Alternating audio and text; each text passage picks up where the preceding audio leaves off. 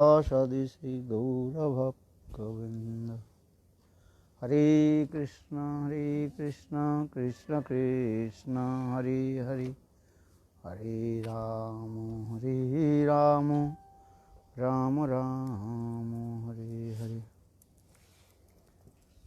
सर्वप्रथम मेरे गुरुपाद पद्म नेत्र भगवान गोस्वामी महाराज नारायण गोस्वामी महाराज के चरण कमलों में अनंत कोटि साष्टांग दंडवत ज्ञापन करता हूँ।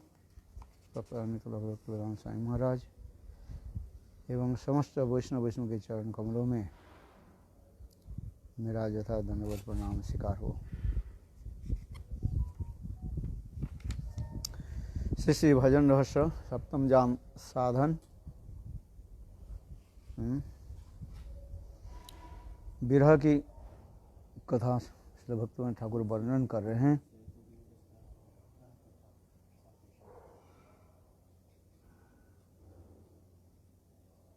श्री कृष्ण का निर्जन स्थान में गोपियों से वार्तालाप तथा श्रीमद् भागवतम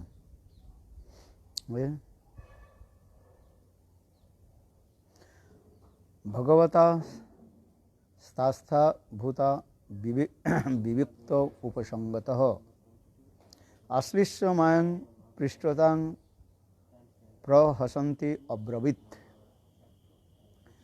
जब श्री कृष्ण ने देखा कि गोपियाँ मुझसे तादात्म्य को प्राप्त हो रही है, तब वे एकांतों में उनके पास आए और उनके हृदय से लगा तथा कुशल मंगल पूछने के पश्चात हंसते हुए बोले।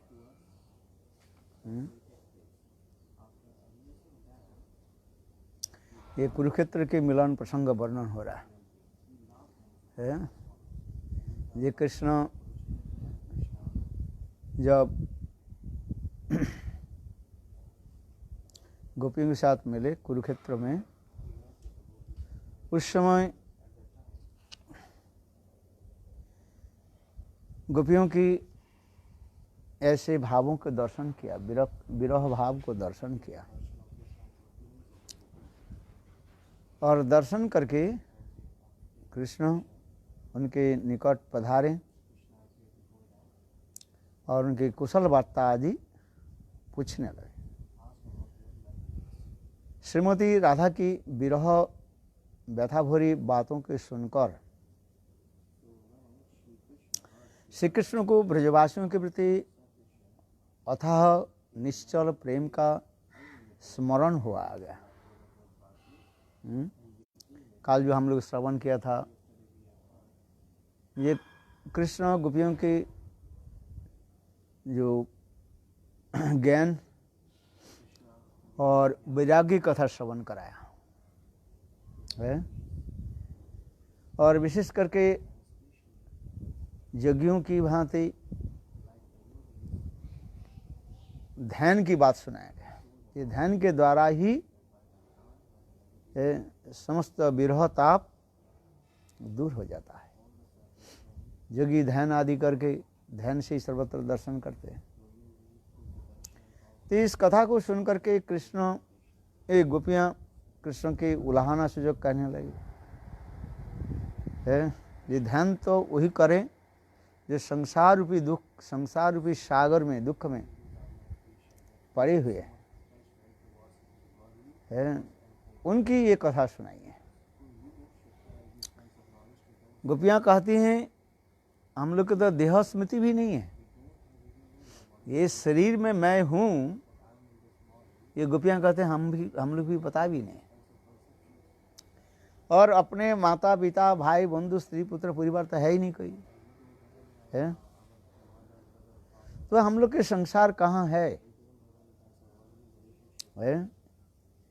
केवल एक ही है, ये गोविंद आपके साथ हमारे संबंध है। आपके विरह रूपी जो मगर मच्छर है, क्रोकोडाइल, वही हमको जो है क्या करें, निगल रहा है सलू करने आ रहे हैं, और कुछ नहीं। तुम्हारे विरह में ऐसे हम तड़फ रहे हैं जे मानो इस संसार में जैसे लोग काम क्रोध आदि मगर मच्छर में छटपटाते रहते हैं, और हम लोग विपरीत रूप में, विपरीत रूप में क्या, हम लोग की कोई संसार की कामना वासना नहीं है, एकमात्र तुम्हारी विरह ही वो हम लोग के निकट क्या है, मगर मच्छर की भांति है, काम तिमिंगले है, और कुछ नहीं। इसलिए तुम्हें प्राप्ति करना ही हम लोग की एकमात्र आशा है बस, और कुछ नहीं। ना हम संसार में कुछ चाहते हैं, ना कुछ करना चाहते हैं, केवल साक्षात रूप में ही आपको दर्शन करना चाहते हैं, साक्षात रूप में आपके साथ हम मिलना चाहते हैं, यही बस। इस कथा को सुन करके कृष्ण यह करें,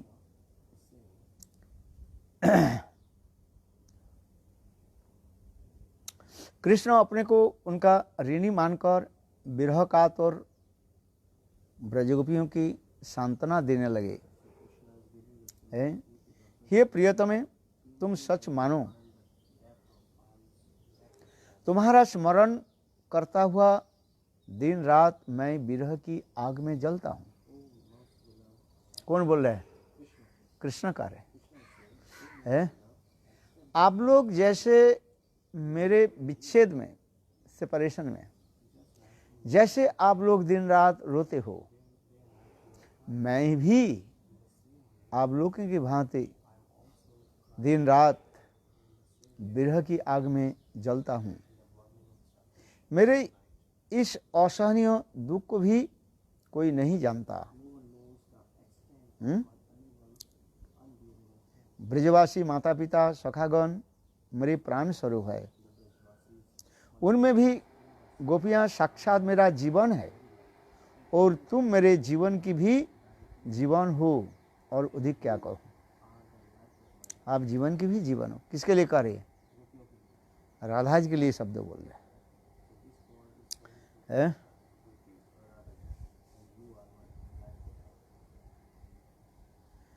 तुम्हारे निरुपाधिक प्रेम की सर्वदा अधीन हूँ। दुर्दैव प्रबल है, इस पर किसी के नहीं चलते। इस दुर्दैव ने ही मुझे तुमसे अलग दूर देश में रख दिया है। कृष्ण यही कह रहे हैं। एक साधारण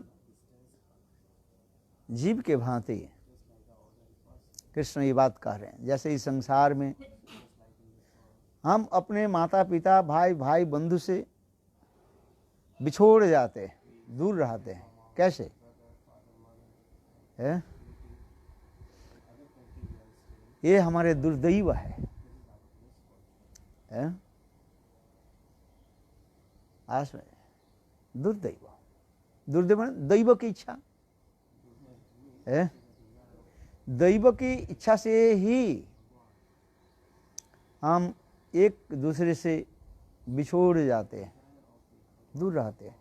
चाहते हैं एकत्र रहें, किंतु कहीं न कहीं दुर्दैव जो है,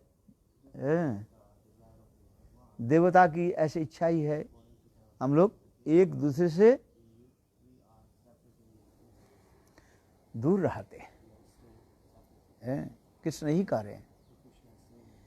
देखो, इस दुर्दैव के ऊपर किसी की बात नहीं चलती है। दैव बलम ही परम बलम। दैव बल क्या है? ये सबसे बड़े बल है। हम इस संसार में बहुत कुछ करना चाहते हैं, सब एकत्रित होकर सुख में रहें परिवार के साथ, किंतु दुर्दैव बल देवता की इच्छा ही हम क्या होता है, एक दूसरे से बिछोड़ जाते हैं। इसलिए इस दुर्दैव ने ही मुझे तुमसे अलग दूर देश में रख दिया है। आप लोग कहाँ रह रहे हैं, मैं कहाँ रह रहा हूँ। आप लोग वृंदावन में रह रहे हैं और मैं कहाँ रह रहा हूँ, द्वारकापुरी में है। यह बात सत्य है कि प्रिया प्रियतम के संग बिना और प्रिया प्रिय के संग बिना जीवित नहीं रह सकते, किंतु दोनों इसलिए नहीं मरते हैं कि मेरे मरने से मेरे विरह में उनकी भी दशा होगी। अहो सती प्रेमवती है, वह सती प्रेमवती है और वह प्रेमवान पति है जो वियोग में भी प्रिय का हित चाहते हैं, जो अपने दुख कष्ट को नहीं देखते, सर्वदा अपने प्रियतम का ही सुख चाहते हैं। ऐसे प्रेमी जुगल का मिलन शीघ्र ही होता है। इसके रामायण में बहुत स्पष्टीकरण किया है। हनुमान जब अशोक वाटिका में पहुंचे और हनुमान जी अपने परिचय भी दिया सीता देवी को, है अंगूठी भी दिखाया, देखा ना, है ये रामचंद्र की जो है ये आपके अंगूठी है।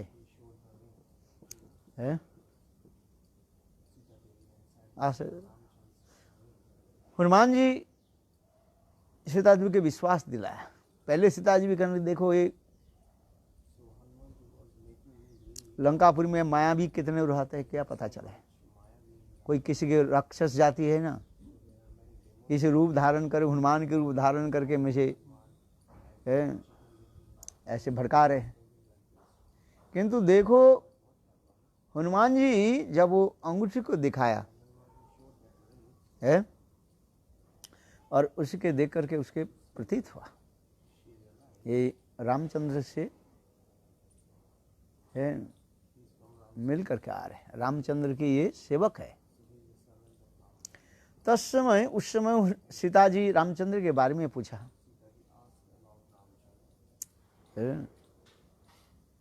ये मेरे प्रभु राम कैसे है और सब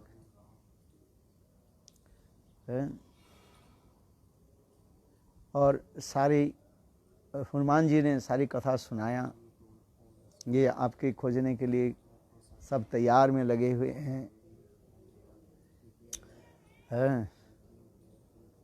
फिर सारी कथा श्रवण करने सुनाने के बाद हनुमान जी जब लंका से लूट करके रामचंद्र के पास पधारे,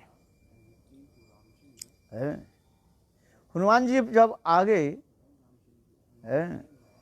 सब बंदर जो है आनंद ने जय क्या बोलते हैं, बजरंग बली की जय, जय जयकार देने लगे। और भगवान रामचंद्र लक्ष्मण के साथ और सुग्रीव के साथ अंदर कक्ष में बैठे थे। हनुमान जी कर रहे, रामचंद्र सुग्रीव के पूछने लगे, सुग्रीव क्या बात है, आज सब बंदर जो है अंगद आदि सब ब्रजंग हनुमान की जय जयकार क्यों दे रहे, सब समय दे जय सिया राम की जय, अभी किसको जय जयकार दे रहे हैं, ब्रजरंग बली हनुमान जी का जय दे रहे हैं। सुग्रीव कहने लगे प्रभु, और क्या नाम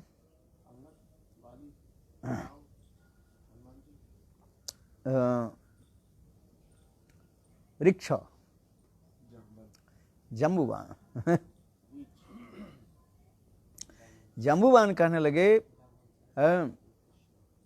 प्रभु जरूर हनुमान सीता जी के जो है सुखबर सुंदर समाचार लेकर के आए। क्योंकि हनुमान जहाँ पर जाते हैं वो तो सभी मंगल मंगल है। हनुमान के नाम और हनुमान की कथा क्या वर्णन करें, जरूर माँ जानकी के समाचार लेकर के ये आए हैं। है। अच्छा, हनुमान जी जब भगवान रामचंद्र के पास अंदर में प्रवेश किया, भगवान रामचंद्र हनुमान जी के एक प्रश्न पूछा, ये हनुमान ये समाचार बताओ, है ये तुम क्या समाचार लेकर के? कहते मैं मां जानकी से मिलकर क्या है, सारी समाचार दिया। तो उस समय भगवान रामचंद्र ने एक प्रश्न पूछा। रामचंद्र ने कहा, हनुमान तुम ये बताओ, मेरे पत्नी सीता देवी के जीवित अवस्था में तुम देखा कि मृत शरीर में देखा? कितना बड़ी प्रश्न, समझ में आ रहा है? मेरे पत्नी सीता देवी के तुम जो दर्शन किया, क्या उनकी मृत शरीर का दर्शन किया कि जीवित शरीर का दर्शन किया? रामचंद्र ये प्रश्न पूछने थे। क्यों? हनुमान जी कह रहे, प्रभु ऐसे क्यों प्रश्न पूछ रहे हैं?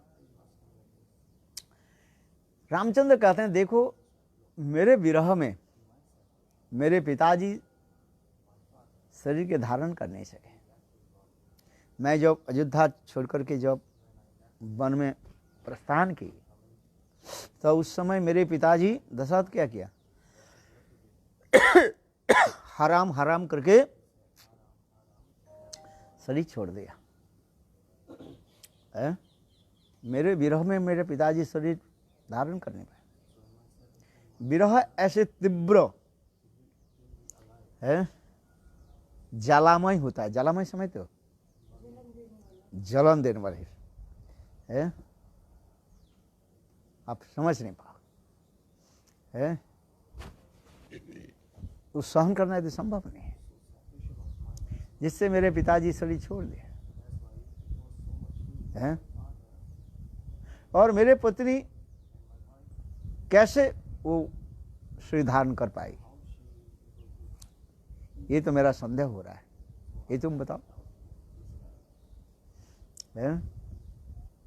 हनुमान जी ने इतने विचक्षण है, विचक्षण माने वेरी इंटेलिजेंट है। देखो क्या उत्तर दिया, रामायण में क्या लिखा है, पढ़ा आपने? राम नाम पहारु दिवस निशी, ध्यान तुम्हारा कपाट, निज पदलोचनम जंत्रित प्राण कहीं जाऊं बाट। तुलसीदास जी लिख रहे हैं, ये हनुमान जी शंकर है। नाम पहारु दिवस निशी, ध्यान तुम्हारा कपाट, निज पद लोचन जंत्रित प्राण कहीं जाऊं बाट। आप पढ़ा रामायण? ये पढ़ना इसको, ये पैर को। हनुमान जी कह रहे नाम पहारु, बताओ क्या अर्थ है? आपके दो जो नाम माने अक्षर युक्त जो है, रा और म, ये रा और म ये मानो दो क्या है, पहरेदार, सिक्योरिटी गार्ड। सीता देवी की सदा सर्वदा क्या कर रही है, रक्षा गार्ड दे रहे, जिसका नाम पहारु दिवस निशी, ध्यान तुम्हारा कपाट। और सीता देवी क्या करती है, आपकी सदा सर्वदा ध्यान करती रहती। ये ध्यान रूपी जो क्या बोलते हैं, फटक, फटक समझते हो? गेट जो है, ट्रेन आने से फटक बंद कर देते हैं ना, कोई यातायात नहीं करेगा है, इसलिए उसी प्रकार नाम अपहारु दिवस निशी, ध्यान तुम्हारा कपाट, निज पद लोचन जंत्रित। और देखो हनुमान एक सीता देवी के जो दो नयन जो है सदा सर्वदा आपके चरण कमल में ही लगे हुए हैं। ये क्या है ना, जंत्रित। जंत्रित माने ताला, ताला लगा हुआ है। प्राण कहीं जो बाट, सीता देवी के प्राण जाने के रास्ता कहाँ है? बाट माने रास्ता। पदलोचन जंत्रित प्राण कहीं जाऊं बाट। सीता देवी तो आपके लिए प्राण छोड़ना चाहती है, किंतु प्राण कहाँ जाए? है? देखो हनुमान जी ने कितने सुंदर उत्तर दे दिया है। अभी यहाँ पर आइए, यहाँ पर भी कह रहे सती प्रेमवती है, वही प्रेमवान पति है जो वियोग में भी प्रिय का हित चाहते हैं, जो अपने दुख कष्ट की भी नहीं देखते, सर्वदा अपने प्रियजन के ही सुख चाहते हैं। ऐसे प्रेमी जुगल का मिलन शीघ्र ही होता है। थोड़ा फिर हनुमान जी के कथा। हनुमान जी बोली, माता सीता देवी आप जो है मेरे साथ चलो, मेरे पीठ पर बैठ जाओ, मैं यहाँ से कूद जाऊंगा, बस 1 सेकंड में आपको समुद्र लांग करके राम जी के पास पहुंचा देता हूं। आंखों की पलक पड़ने ही मैं आपके प्रभु राम, मेरे प्रभु राम के निकट आपके मैं पहुंचा देता हूं। सीता देवी क्या बोले? बोले ऐसे नहीं है। सीता देवी बोले नहीं, मेरे प्रभु मेरे पास आए है और ये दुष्ट के संहार करे, मुझे साथ में ले जाए। यही जगह है कि नहीं? रामायण में ऐसे बोले है।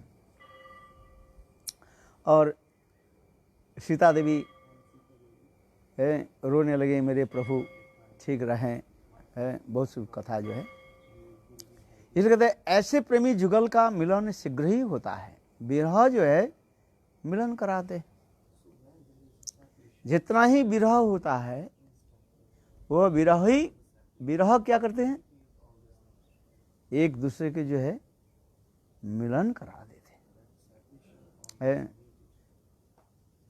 तुम नहीं जानते हो, मैं प्रतिदिन तुम्हारे प्राण को रक्षा के लिए भगवान नारायण की उपासना करता हूँ। फिर कृष्ण कह रहे हैं, हे गोपियों अथवा श्रीमती राधिके, शायद आप लोग के पता नहीं है, मैं प्रतिदिन तुम्हारे प्राणों की रक्षा के लिए भगवान श्री नारायण की उपासना करता हूँ और उनकी शक्ति से ही मैं उन दूर देश में अर्थात वृंदावन में तुमसे प्रतिदिन मिलता हूँ। तुम्हारे साथ नाना प्रकार की क्रीड़ाएं करता हूँ, किंतु तुम उसे केवल स्फूर्ति समझते हो। देखो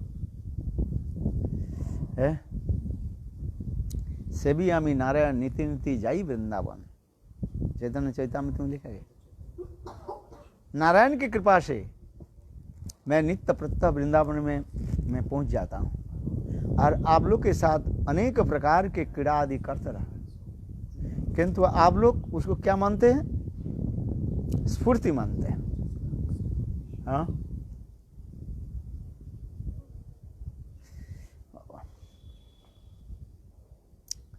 किंतु तुम उसे केवल स्फूर्ति समझती हो। प्यारी राधे, मेरा इस परम सौभाग्य है कि तुम मुझे प्रेम की परावधि अपार स्नेह करती हो। इसी प्रेम शीघ्र ही मुझे वृंदावन में तुम्हारे समीप खींच लाएगा। प्रेम ही क्या करते हैं? एक दूसरे को खींच करके लाते, मिलाते। जादुओं की बचे हुए जो शत्रु को अभी ठिकाना लगाकर बस 2-4 दिनों में ही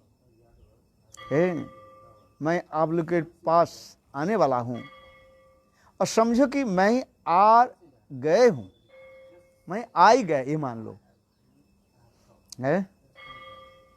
जादुओं के जितने शत्रु है सब शत्रु को तो मैं मार डाला और 2-4 कहीं रह गया है। और सब शत्रु को मैं बस ठिकाने लगाकर मैंने सबको मार करके मैं आ ही गया है? ऐसे सांत्वना देते हुए श्री कृष्ण ने कहा है, हे गोपियों सुनो, मयि भक्ति भूतानां वृत्तात् कल्पते दृष्ट्वा जत आसीन स्नेहो भवती नांग मदापन।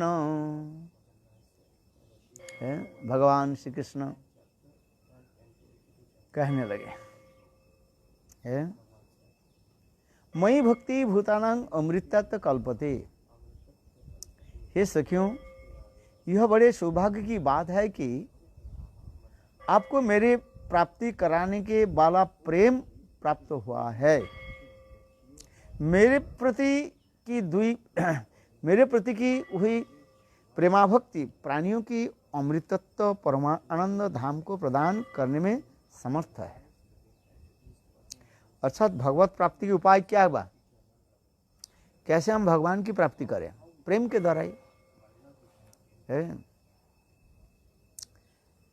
प्रेमा भक्ति के द्वारा ही भक्ति प्राप्त है। इसलिए कह रहे हैं, मयि भक्ति भूतानां अमृतात् कल्पते।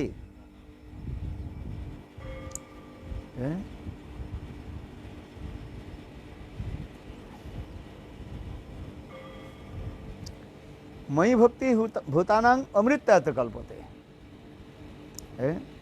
मेरे प्रति जो भक्ति, कौन सा भक्ति? साधारण भक्ति के द्वारा भगवत साक्षात प्राप्ति नहीं होते है? भगवान की साक्षात प्राप्ति करने के लिए सर्वोत्तम जो भक्ति, सर्वोत्तमा भक्ति चाहिए, जिसको कहा जाता है उत्तमा भक्ति है। उत्तमा भक्ति कहते हैं अन्नाभिलाषिता शून्यं ज्ञान कर्माद अनावृतम आनुकूल्येन कृष्णानुशीलनं भक्तिर उत्तमा। एकमात्र उत्तमा भक्ति के द्वारा ही भगवान की साक्षात्कार हो सकता है? भगवत साक्षात्कार की उपाय एक ही क्या है? ये उत्तमा भक्ति के द्वारा। भक्तिरेव नयति भक्तिरेव दर्शयति भक्ति वश भुव भक्तिरेव भुवसी। उपनिषद में कितने श्लोक कहा गया? भक्ति रेव नयति, भक्ति क्या था? भगवान के सन्निकट में लेकर के आते हैं। भक्ति रेव नयति भक्ति रेव दर्शयति, भक्ति के द्वारा भगवान की दर्शन होता है? किंतु कौन सा भक्ति के द्वारा भगवत दर्शन? साधारण भक्ति के द्वारा नहीं है, सर्वोत्तमा भक्ति के द्वारा है। इसलिए यहाँ पर कह रहे हैं, स्वयं भगवान गोपियों की सांत्वना देते हुए कह रहे हैं, मयि भक्ति भूतान अमृतात् कल्पते। मेरे प्रति जो भक्ति है, अमृतात् शब्द का अर्थ क्या होता है? प्रेमा भक्ति, जो स्वरूप के उपलब्धि करा करके साक्षात रूप में भगवान की सेवा में लग जाना, नित्य धाम। यहाँ तक विश्वनाथ चक्रवर्ती पाद कहते हैं, अमृतत्व शब्द अर्थ होता है भगवान ऐसे उत्कंठामयी जीवों के क्या करते हैं? मंजरी भाव तक भी प्राप्त करा देते हैं।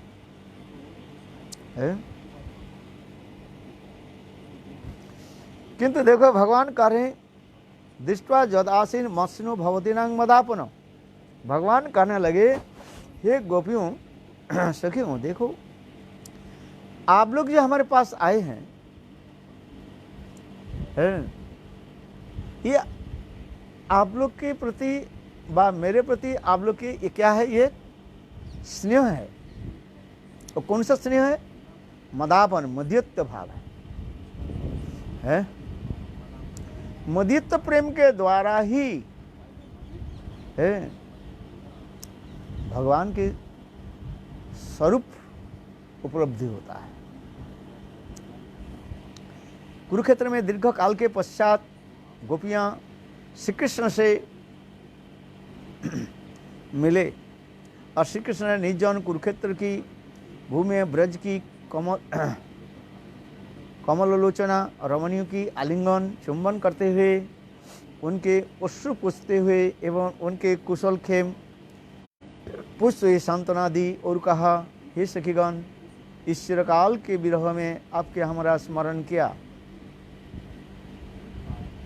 आप मुझे अकृतज्ञ व निश्चय कर बुरा तो नहीं मान गई हो, या आप क्या समझ रहे हो मैं अकृतज्ञ हूँ? कृष्ण कहने लगे, हे गोपियों, मैं कभी अकृतज्ञ नहीं हूँ। अकृतज्ञ समझो क्या है? Ungrateful. I am not ungrateful.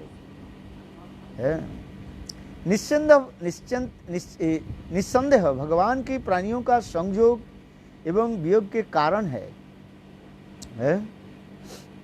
जैसे वायु तृण रुई और धूलिकणा को मिला देती है और फिर अलग कर देती है, उसी प्रकार ईश्वर भी इच्छानुसार सबका संयोग और वियोग कराते रहते हैं। वायु क्या करता है? हवा तीन कणा को जो है उड़ा करके लेकर चले जाते हैं, रुई की इधर उधर लेकर चले जाते हैं, और फिर हो सकता है एकत्रित हो जाए। कभी देखे ना, घूर्णावर्त ऐसे करते फिर एकत्रित हो जाता है, फिर बिछोड़ जाता है।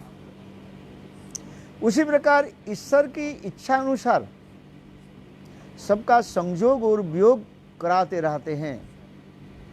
यदि कहो यह संयोग और वियोग कराने वाले ईश्वर भी है तो मैं ही हूँ, तब आपके दुख का कोई कारण नहीं है, क्योंकि सौभाग्यवश आपको मेरी प्राप्त कराने वाले प्रेम प्राप्त कराते हैं। मेरे प्रति हुई भक्ति प्राणियों का अमृत तत्व परम धाम को प्रदान करने वाले समर्थ है, किंतु मेरे प्रति आप लोगों का जो स्नेह, इस स्नेह के कारण मैं आप लोगों से दूर नहीं रह सकता। आपका यह स्नेह मुझे आकर्षित करके आपके निकट ले जाता है। स्नेह जब हुआ है, इस स्नेह प्रेम क्या करते हैं? एक दूसरे के आकर्षित करा करके मिलाते रहते हैं।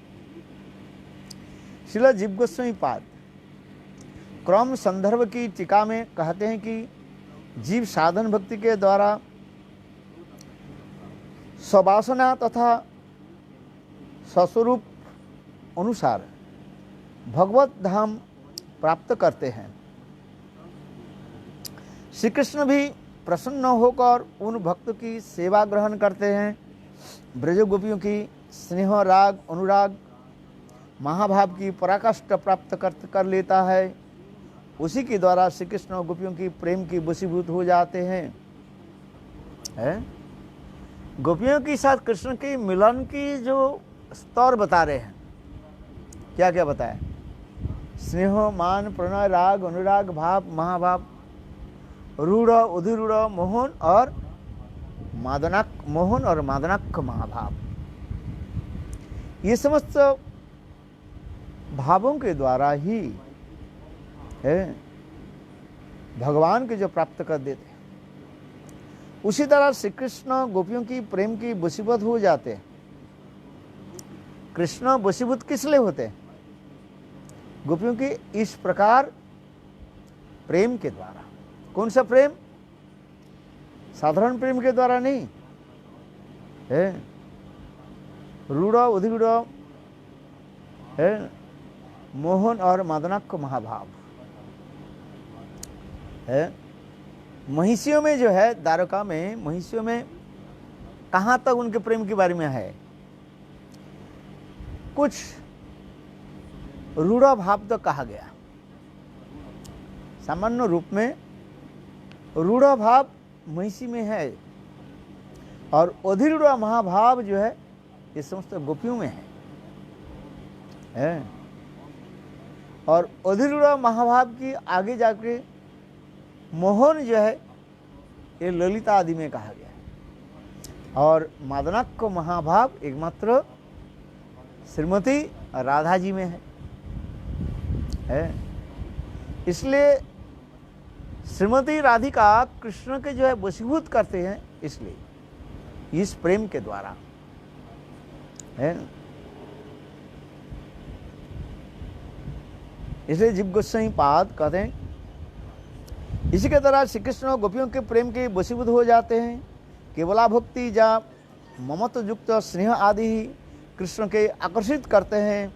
अतः भगवान के प्रति स्नेह का ही भगवत आकर्षण का परम उपाय जानना चाहिए। पुनः श्री कृष्ण ने कहा, जिस प्रकार आकाश आदि पंचभूत समूह समस्त भौतिक पदार्थ में और अंत व मध्य में रहते हैं, उसी प्रकार सब पदार्थ की आदि अंत एवं भीतर बाहर मैं ही विद्यमान हूँ। इसलिए आप लोगों से मेरा कभी भी किसी प्रकार विरह विच्छेद नहीं है। ये पंचभूत जो है, पंचभूत क्या क्या है? मिट्टी, जल, अग्नि, वायु और आकाश है।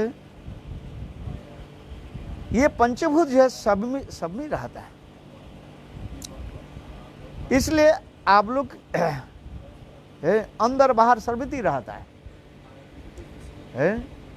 घड़ा है, घड़ा के बाहर क्या है? मिट्टी है, और घड़े के अंदर क्या है? मिट्टी है? घड़ा जो है समझ में आ रहा है? नहीं, अभी मिट्टी के बात हो रही है। पंचभूत जो है, घड़ा के ऊपर में मिट्टी रहता है, मिट्टी के तरह हुआ है।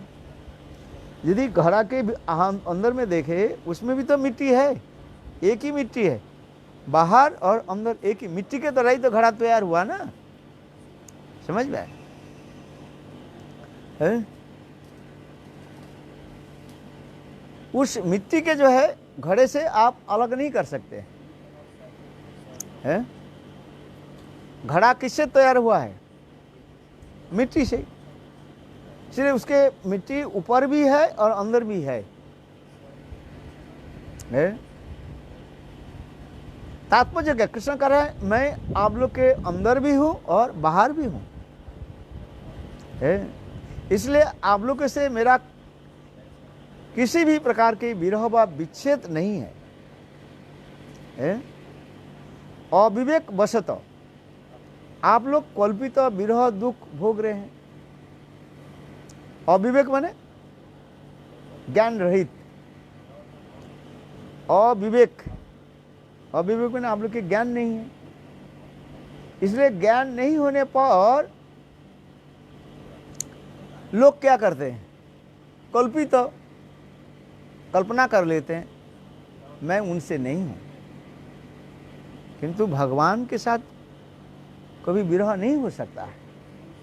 इसलिए कह रहे हैं आप लोगों के देह प्राण सभी मेरे स्वरूप में ही अवस्थित है।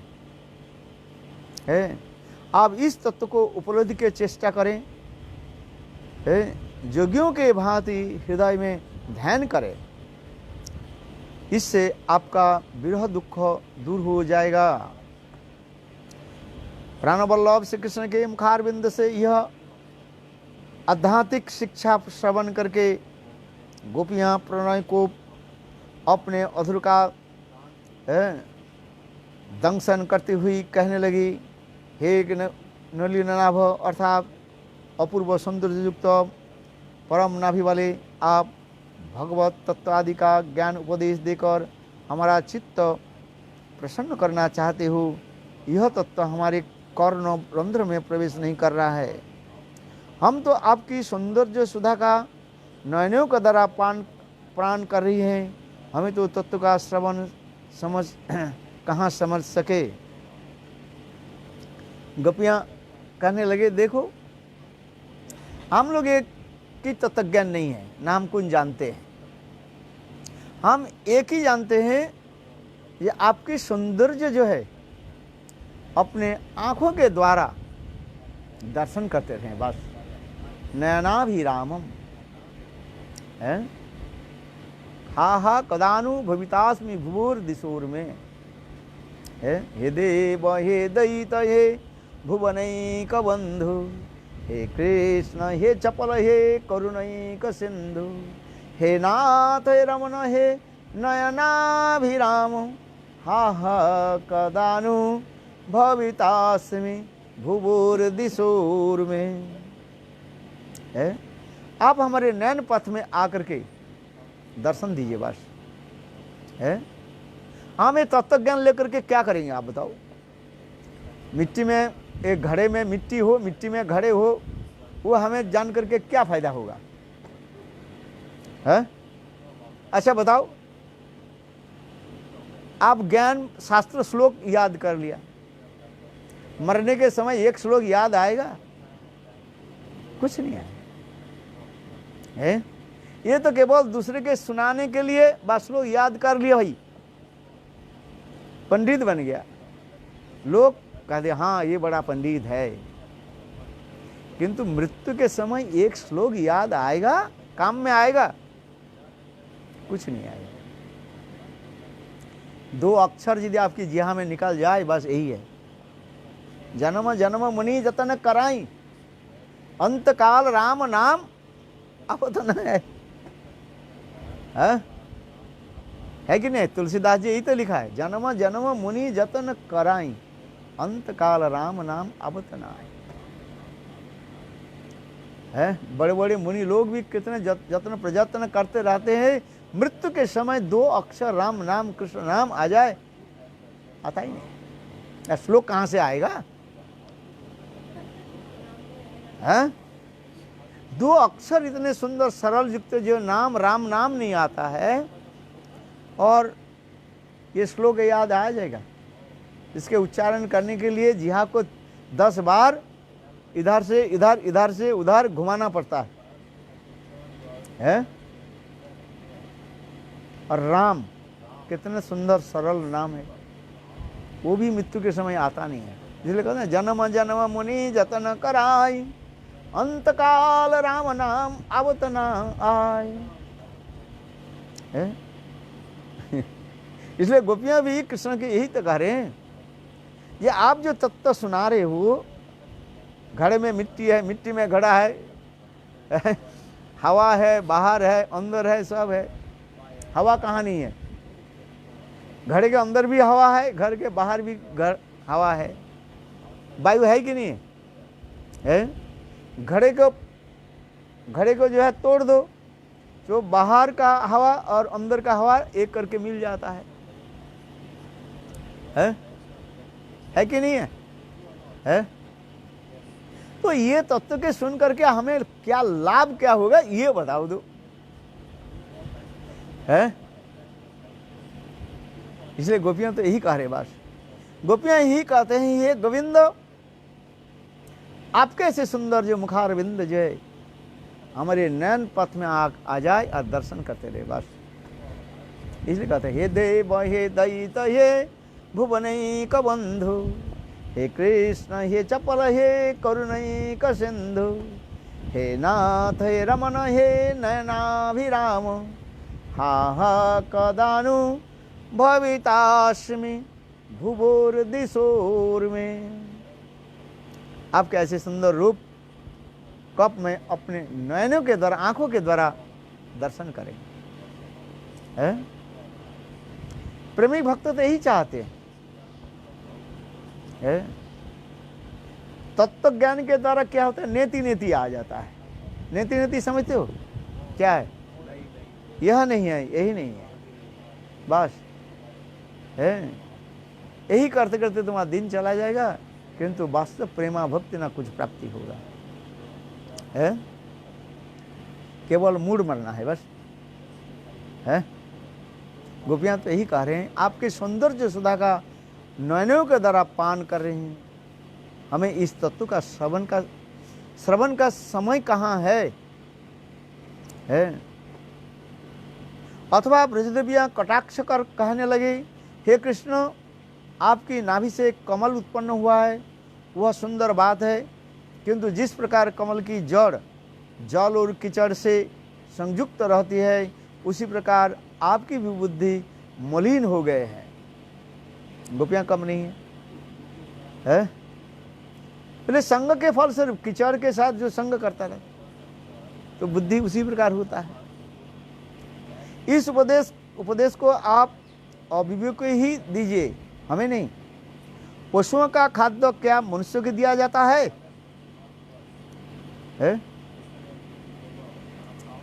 कुछ दिन में कहा था ना, है भूसा आदि किसको खिलाया जाता है?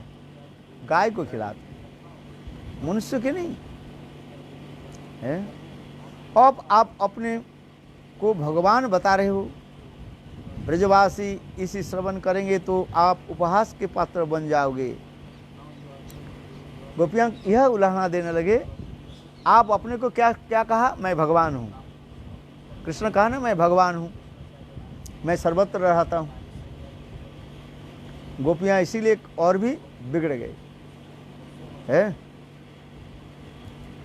आप अपने को भगवान बता रहे हो।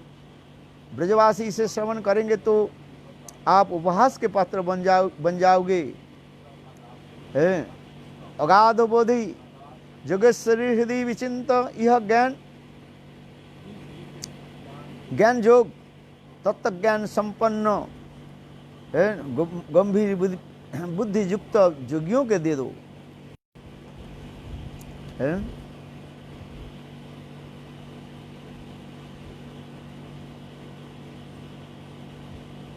अथवा गोपियां रोषपूर्वक कहने लगी, हे कृष्ण,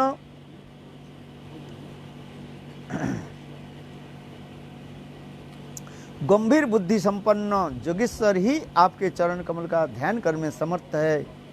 हम तो बुद्धिहीना चंचलमती गोप बालाएं हैं, आपके चरण कमल का ध्यान करने में नितांत असमर्थ है। अथवा गोपियां कृष्ण के निकट अपने अंतर हृदय स्थित भावों का व्यक्त करने लगी, हे कृष्ण, आपके चरण कमल का चिंतन तो बहुत दूर की बात है, हम तो आपके चरण कमल का स्मृति मात्र से ही व्यथित हो जाते हैं। गोपियां कह रही हैं, हम जब आपके चरण कमल की स्मरण करने के साथ ही साथ हमारे हृदय द्रवीभूत हो जाता है, हम रो पड़ते हैं। क्यों? आपके ऐसे सुंदर चरण कमल है के द्वारा आप गोचारण में कैसे जाते हो? है बिना जूते पहने हुए कैसे गाय के पीछे पीछे कैसे आप दौड़ते हो? यह स्मरण करते ही हम लोग मूर्छित हो जाते हैं। देखो गोपियों की कितना कृष्ण के प्रति प्रगाढ़ प्रेम प्रीति है। शिला तिनंग करो कलीलता मनंग काम गच्छ कांत गच्छ से शिला तिनंग करी सीध दिति न है। गोपियां इस प्रकार कैसे मन के द्वारा कैसे चिंतन आदि करते रहते हैं, इसलिए यहां पर कह रहे हैं। और यहां तक भी नहीं है, आपकी चरण कमल हम लोग के वक्षस्थल पर रखने भी हम डरते रहते हैं। जत्ते सुजात चरणाम्बुजो रुह स्तनेषु भीता शनै प्रिय दधिम्यो कर्करेषु तेना अटवी अटसी तद्वतते न किंचित कुर्पादि भ्रमति धिय भवदायसु न। मन में यह आशंका उदित होता है कि हमारे कठिन वक्षस्थल में आघात से आपके कोमल सुकोमल चरण में व्यथा न हो जाए, इस सोचकर ही हमारा मन बिच्छू दंशनवत यंत्रणा से छटपटाता रहता है। या आपके चरण कमल में कहीं थोड़ी सी खरोच ना आ जाए, कष्ट ना हो जाए। भगवान के चरण कमल के क्या कहा है? रातुल चरण कहा जाता है। रातुल चरण, रातुल चरण उसे कहा जाता है जिसकी चरण कमल इतने लाल रंग के होता है,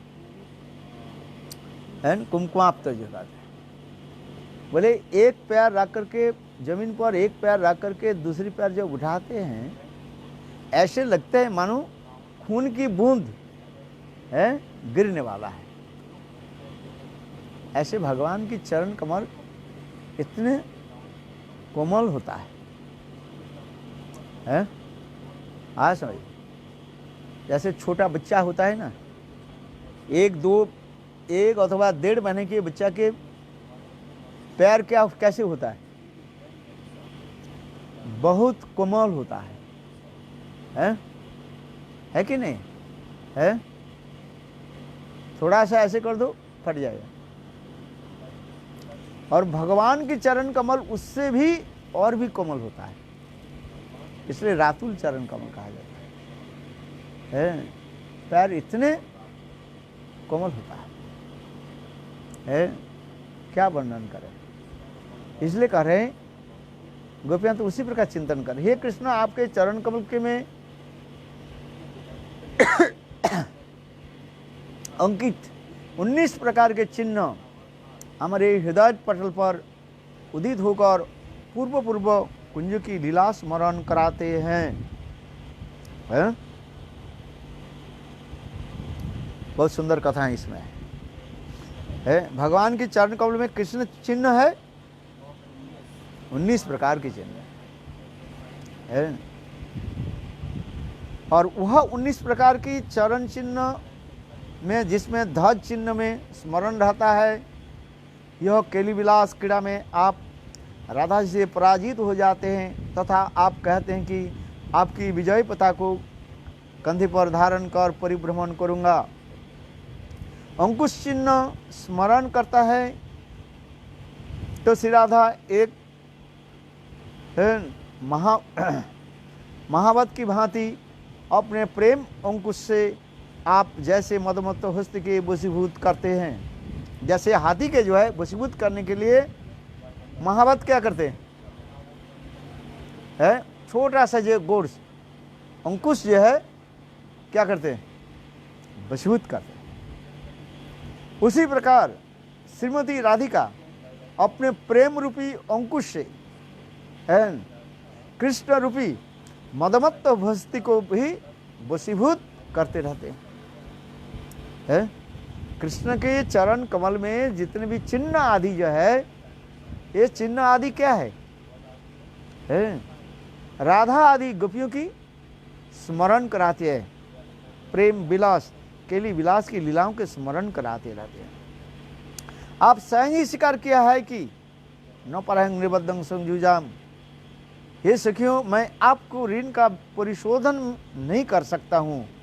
अथवा गोपियाँ कहने लगी आप मोहिनी रूप धारण करके जिस प्रकार असुरों को अमृत से वंचित कर देवताओं को अमृत पान कराते हैं, उसी प्रकार योगियों के ध्यान शिक्षा देकर प्रेम के निगूढ़ तत्व से उन्हें वंचित करते हैं। किंतु हम तो इस प्रकार योगी व असुर नहीं है जो निगूढ़ प्रेम तत्व के हमें वंचित करोगे। संसार को पतितो उत्तर बलमनम ते पदारविंद गोपियाँ प्रणय रोष से श्री कृष्ण कहने लगी, हे कृष्ण आपने अपने तत्व ज्ञान समूह का उद्धव के द्वारा ही ब्रज में भेजा, उससे हमारी विरह वेदना का उपशम तो हुआ ही नहीं अपितु वर्धन हो गया। आप यह उपदेश हमें दे रहे हैं, आपके ध्यान अभ्यास आदि करने के लिए हमें तो उपदेश दीजिए। अत्यंत बालकोचित एवं हास्यास्पद है। ब्रह्मा आदि योगेश्वर आपका चरण चिन्ह स्मरण करके संसार से उद्धार पा सकते हैं, किंतु हम संसार कूप में पतित नहीं हैं, अभी तो आपके विरह सागर में पड़ी हुए हैं। हमें तो अपने देह की स्मृति भी नहीं है, फिर हमारा संसार कूप में गिरना कहाँ है। आपके सुख के लिए तो हमने गृह आसक्ति भी परित्याग कर दी है। हम तो विरह समुद्र में ही पड़ी हुए हैं और कामरूप तिमिंगिल हमें निकालना चाहते हैं। अतः हे विदग्ध शिरोमणे, आप हमें योग ज्ञान का उपदेश ना दीजिए। इस विरह समुद्र में हमें निकालने के लिए अपने सुख संगम प्रदान कीजिए। हमारा मन वृंदावन की ओर दौड़ रहा है, कारण है कि वृंदावन में तरुलता, फल फूल, रज का प्रत्येक कण आपकी स्मृति के साथ अविच्छेद्य भाव से जड़ित है। यदि वृंदावन में आपकी चरण कमल उदित हो तो हमारे हृदय में उदित होंगे। यह जुषामुदी मनस्व दुस्सौदियात ब्रज गोपियाँ अंतक्षेप से कहने लगी, हे कृष्ण, हमें आपको कुरुक्षेत्र में प्राप्त किया है तथा हमारा मिलन नव संगम की भांति प्रतीत हो रहा है, किंतु हमारे मन को वृंदावन की स्मृति हरण कर रही है। यहाँ लोकरण्य है तथा हाथी घोड़े रथों का कोलाहल मच रहा है। वृंदावन पुण्यमय भूमि है। मधुकर कोयल आदि के मधुर ध्वनि ही सुनाई देते हैं। सुख सारी मयूर तथा कोयल की सुमधुर ध्वनि से मुखरित वृंदावन संगीतमय और सुरम्य है। वहाँ आपका और यहाँ कुरुक्षेत्र में आपके राजवेश है तथा साथ में क्षत्रिय योद्धा लोग नाने प्रकार के अस्त्र शस्त्र में सुसज्जित है। यहाँ आपका गोपवेश था और मुख पर सुंदर मुरली, शिरोदेश में मयूर मुकुट, चंपकलिका के कर्ण कुंडल तथा लता आदि गौर धातु से सुसज्जित वेश है। श्री राधा कहने लगे, हे कमल नयन, अन्य लोगों के हृदय की मानी तो होता है, वे अपने मन से हृदय को पृथक नहीं कर पाते, किंतु मेरा मन वृंदावन है। मेरा मन और वृंदावन एक है, हमें कुछ भेद नहीं है। मेरा मन स्वरूप वृंदावन मेरे प्राण कांत की क्रीड़ा भूमि है। हे रसिकेंद्र शिरोमणि श्री कृष्ण, मेरे साथी यहाँ बस रस माधुर्य के लिए विहार करते थे, उसी वृंदावन में आपके मिलन के लिए मेरा मन उत्कंठित हो रहा है। आप ब्रज में पधारिए। ब्रज हमारा सदन, तहाँ तुम्हारा संगम, ना पाइले ना रहे जीवन। हे कृष्ण, आप वृंदावन में जो है अपने चरण कमल के उदित कराइए। गुरु प्रेमानंदे। आज कीर्तन नहीं हो रहा है।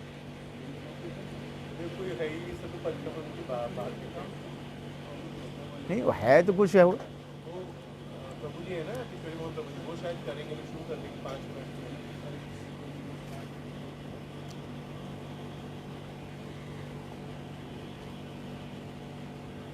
बहुत प्रमाण है। अरे वाह वाह।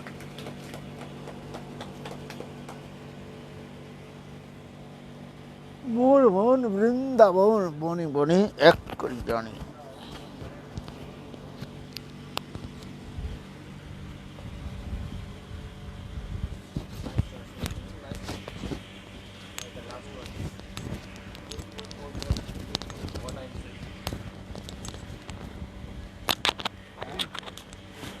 उसका फोटो कॉपी करवाया, वो वीडियो में बोला था ना भैया, मुझे दे देंगे, उसको फोटो क्लिक कर लूँगा।